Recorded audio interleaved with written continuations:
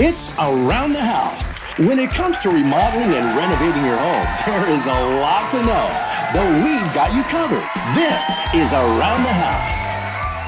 Welcome to the Around the House show, the next generation of home improvement. Thanks for joining me today. I'm Eric G. Happy middle of the week, and we are cruising up on Labor Day weekend. Hope everybody's got some great plans this weekend, whether you're heading to the lake, head to the mountains, head to the beach, or just chilling out and relaxing at home. I hope you can take some time for yourself and relax before we get back into fall here. We still got more summer left, technically, but this is always the last hurrah of summer officially out there. And I wanted to talk about a heavy subject today because I think it's super important. And quite frankly, it's something we don't tackle a lot here. And we try to actually steer away from it because, well, it's politics. And if there's something two people can't agree on, it's politics in the United States. And there's usually a lot of, energy behind that.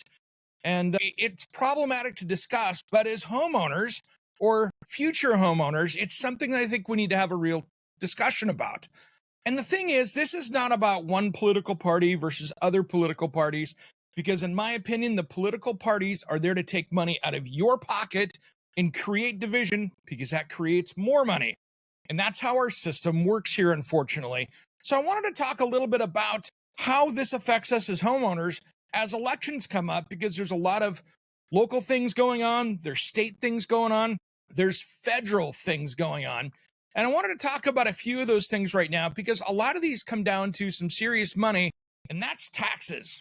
And that is something that can really affect homeownership out there, because in some places, that can add $5,000, $10,000 a year to your monthly bills that have to get paid to the government. So one of the biggest problems that I see out there is that we have with our two-party system that we've got out there is we've got a lot of us versus them mentality. And right now we're seeing a lot of this, we're going to tax the rich and we're going to give some benefits to the poor. The problem is the rich ones, or the people that are making the most money, are the biggest donors to both political parties. And that means, guess what? They're really controlling the purse strings when it comes down to it. So we could play this game from either party, but we know that they're the ones in the box seats that are sitting there at the conventions that paid $1 million, and they're the ones writing the big checks. Let's not fool ourselves with this party is about me, the little guy, because it's really not. Now, one party might give you more benefits, one party might give you more perceived benefits, but that's up for you to decide and not for me to preach you on. But I wanted to talk today about some of the problems that we're seeing right now at the local levels. We're seeing across the United States something that we're not talking a lot about, and that is many school districts have overspent their funds. What do? They took that COVID money and actually hired teachers and brought in more administrators. Less teachers, more administrators, actually. And they put them into social media accounts and things like that they're out there running for them. Well, the problem that we're seeing with that is COVID dollars ran out from the government, and now they've got these huge budget shortfalls. Now, instead of going back and saying, hey, we're gonna get rid of these administrators we hired 2 years ago, we're gonna start to get rid of trade programs, music programs, all those things in schools that are easy for them to cut. And that really affects all of us. So if you like the arts, if you want to have people learning the trades in school, those are the programs getting cut right now. They're not cutting out the extra administrators. So this is a problem that we want to see. So if you have children, or if you are following the school district in your area, make sure and show up for those budget meetings, take a look at it, follow the school in your area, and make sure that you're hearing what's going on, because this is going across the country. Some states have spent worse than others. Some areas have made some big mistakes. I know areas around me in the Pacific Northwest, there are dozens of school districts laying off hundreds of people, and they're killing hundreds of programs out there. And so that's one of those things that we need to hold some accountability to. So pay attention to that, because we got to keep those trade programs open, so we don't have kids out there with no skills going into the workplace after they leave high school because they weren't meant to go to college. They're better electricians, they're better plumbers, they're better HVAC techs, they're better builders. And so I want to really make sure that we've got them taken care of. And that's our job as parents out there, and homeowners and taxpayers, to make sure that stuff is happening. So as our governments and our school districts get bloated with more administration, more overhead, make sure we're holding them accountable as homeowners, because guess what? We're the ones paying those taxes. So that's the first one there. Second of all, anytime that I see the government coming up with new ways to tax us, I get very concerned because it kicks the door open for that program to expand.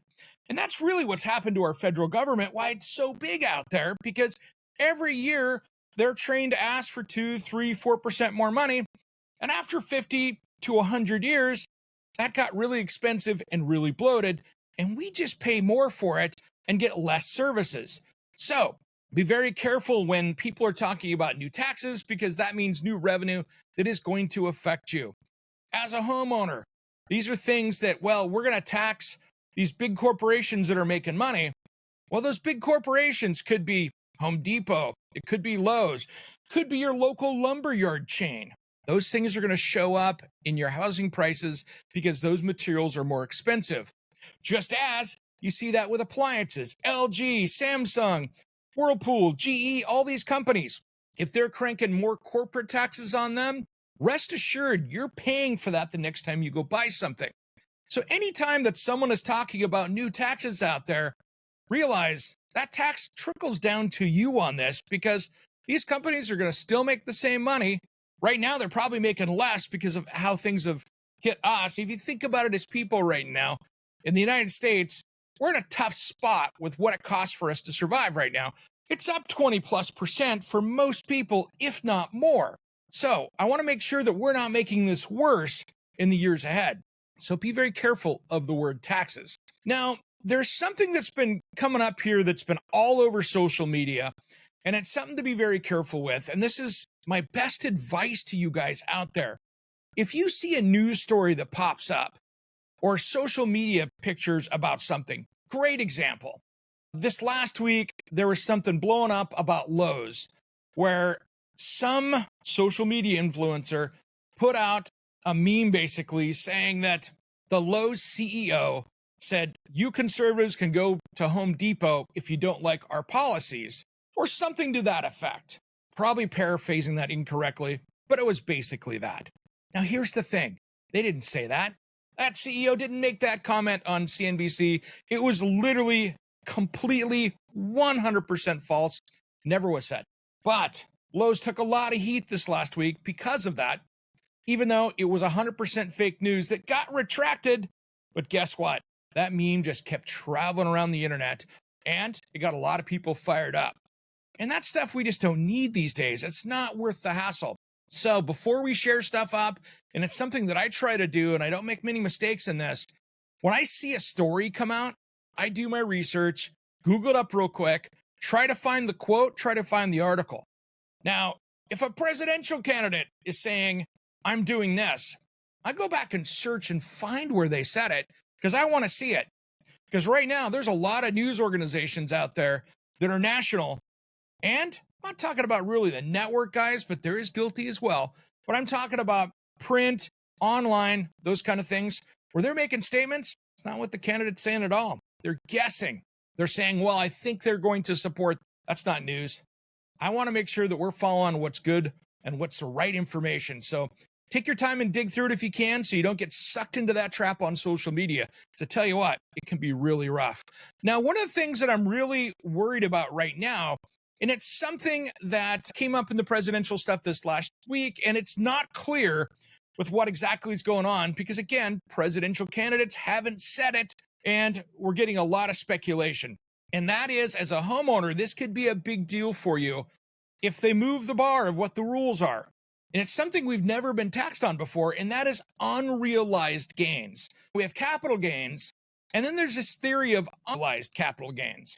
Well, capital gains is when you bought a house a few years ago, you fix it up, you sold it, it was your primary house, and guess what? You made $800,000 on it because you did it perfectly, it was a wreck, and now you've got some serious capital gains tax to pay. That's one thing.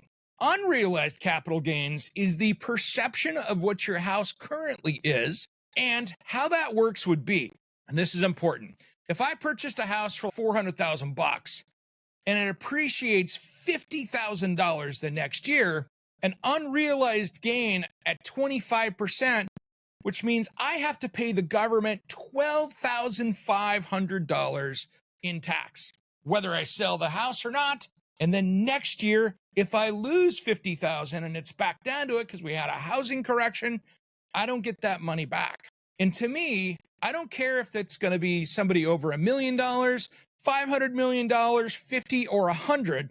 In my opinion, that is a dangerous precedent to set, because it's real easy for them to go, oh, it didn't bring in what we thought at $50 million, so we're going to bring it down to 1.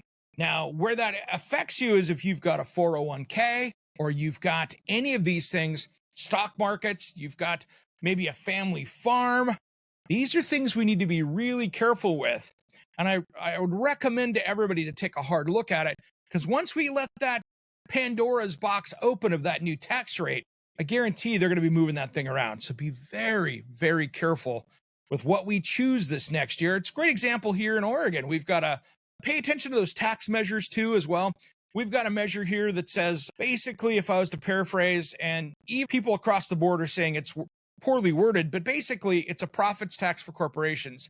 If you get above a certain rate, that they're going to tax that. Well, unfortunately here, we've had some businesses move from California up to Oregon because it's a little bit better of a business atmosphere here. The problem we're going to see, though, is those companies are going to move to another state again. As we've been seeing the businesses move out of California, you're going to see that happen. So I think it's a really bad precedent for us here. And they're going to give that money back to the people, which has a second thing. For low-income people out there, this could be a really big deal, because if you're on food stamps, if you're on some government program for low income, that little check that you get from the government could actually put you in a worse position, because it could kick you up above out of any of those federal programs out there for the free lunch programs, food stamps, any of that stuff that you're trying to get. It could hurt your kids' low income college scholarships. These are all things we've got to be very careful with. And trust me, I want people to get up and get out of poverty, and I want them to get up and live a good, comfortable life without having people in the household working 80 hours a week and busting their chops and be able to live a comfortable life. I just want to make sure that we're doing it correctly. So my advice out there, if I was to wave a magic wand, is I think we don't need more government. I think we need smarter government.